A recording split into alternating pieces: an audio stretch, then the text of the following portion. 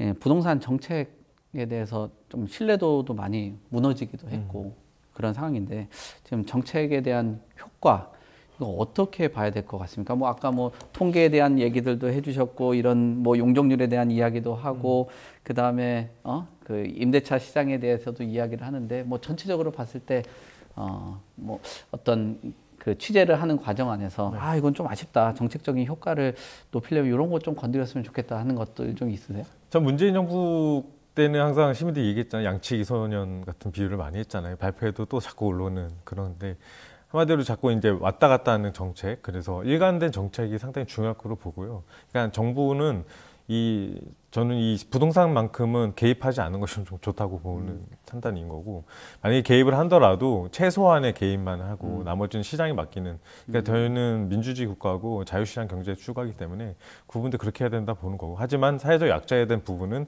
분명히 정책적인 부분에서 챙겨야 되는 부분에 생각을 해서 저는 일관성이 상당히 중요하다고 생각합니다. 그래서 국토부나 정부가 특히 그래서 현장을 가보고 이 현장에서 이것이 맞는지 안 맞는지, 이 재개발, 그러니까 이 재개발적 개발에 관련돼서도 각 블록마다, 각 조합마다 의견이 다르고, 그래 이걸 어떻게 할 거냐마다, 저번에도 방송에 나왔을 때 그 신도시 추진하시는 회장이 나오셔도 정말 머리가 아프다.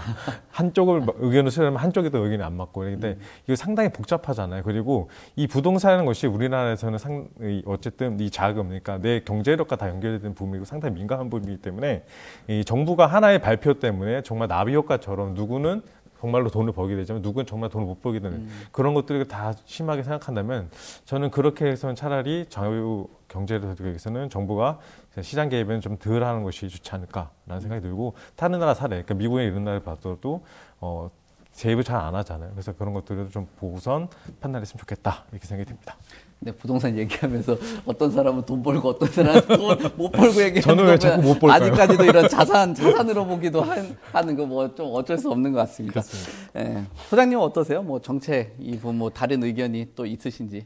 네, 기자님 말씀하신 정책의 일관성이라는 측면에서 저도 매우 좀 안타깝습니다. 그런데 그건 뭐 문재인 정부의 정책의 일관성이 없다라는 게 아니라 좀 더 길게 보면 우리는 정부에 따라서 정책이 계속 바뀌고 있는 거거든요. 양도세를 강화했다가 완화했다가, 종합부동산세를 강화했다가 완화했다가, 이러는 것 자체가 정책의 일관성을 해친다고 생각합니다. 그래서 정부 정책이 이런 상태라면 굉장히 먹히기가 힘든 거죠. 어떤 일관된 목표를 힘든 것이고, 그래서 미국의 양도세 정책이 계속 이렇게 정부마다 바뀌지 않잖아요.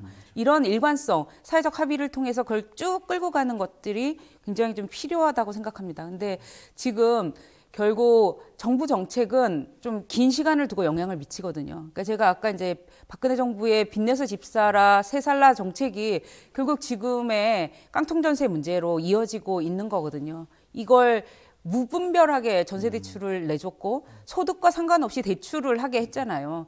그 100% 전세 자금의 100%를 대출해주면서 허그가 100% 보증해주면서 이런 문제가 냈는데, 이렇게 정책을 설계를 해서 그 집으로 인해서 시민들이 고통을 받게 해서는 안 되겠다 싶습니다. 그래서 사실 저는 요즘 가장 고민하는 게 그 깡통 전세 문제인데, 예상은 했지만 얘가 벌어지면 워낙 힘들 문제였기 때문에 그랬던 것이거든요. 근데 이미 벌어졌고, 그래서 정부가 좀 책임 있게 이 문제를, 왜냐하면 뭐 어쨌거나 박근혜 정부여도 대한민국 정부가 했던 일이거든요.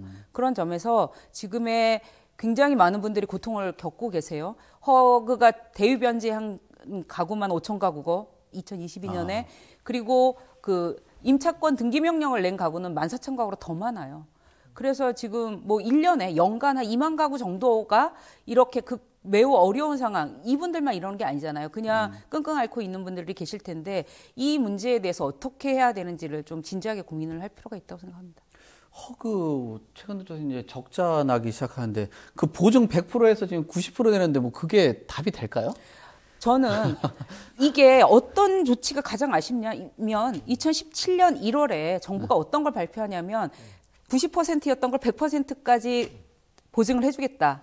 그리고 또 하나가 뭐였냐면, 그때 당시에는 아파트는 100% 담보 인정을 해주고 단독이나 다가구는 75에서 80%만 인정을 해줬거든요. 그러니까 두 가지 조치였는데 이 두 가지 조치를 한꺼번에 푼 거예요.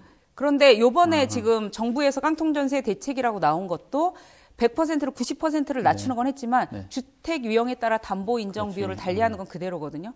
그래서 지금은 조금 더 적극적인 대책이 필요하다고 생각합니다. 지금 90% 갖고도 당연히 안 되죠. 그렇죠. 그리고 주택 유형에 따른 차별화도 필요하고 그래서 그리고 아까 이제 전세 대출에 대해서 정부가 이런 기조, 그 기조를 근데 정부가 계속 가져가고 있거든요. 네. 빚을 내서 세를 살려고 하는데 결국 이게 아까 주택 가격을 올린 400조 빚 중에 200조가 지금 거의 전세 자금인 것이거든요. 그 전세 자금도 200조가 또 들어간 것인데 이 정책에 대해서 정부가 좀 숙고해서 서민들이 깡통 전세로 고통받지 않는 정책이 나와야 된다고 생각합니다. 네.